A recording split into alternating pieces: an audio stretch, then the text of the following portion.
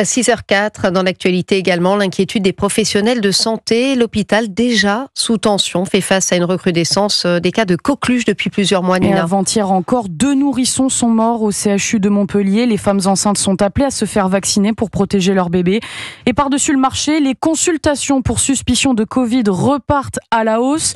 Mélanie Gomez, cette situation sanitaire tendue pourrait même menacer les Jeux Olympiques. Côté Covid, le principal coupable en ce moment, c'est le variant baptisé KP2. Ce dérivé d'Omicron n'est pas particulièrement virulent, mais les plus vulnérables sont toujours les mêmes, notamment les plus de 80 ans, pour qui un rappel de vaccin est toujours possible. Mais en vue des JO, un autre virus inquiète les experts, l'un des plus contagieux au monde, celui de la rougeole. L'OMS vient d'alerter, il y a 60 fois plus de cas en Europe qu'en 2022, et la rougeole est loin d'être anodine, précise Bruno Lina, professeur de virologie au CHU de Lyon. C'est un virus qui donne des formes sévères, très embêtantes, dans plus de 1 cas sur 1000. Il y a des atteintes pulmonaires très graves, il peut y avoir des atteintes neurologiques et on sait qu'il y a malheureusement un décès pour 1000 infectés à peu près par la rougeole. Le seul moyen de se protéger, c'est de se faire vacciner. Chez les bébés, c'est obligatoire depuis 2018, mais pour les personnes nées après 1980, il faut vérifier que l'on est à jour, c'est-à-dire que l'on a bien reçu 2 doses de vaccin.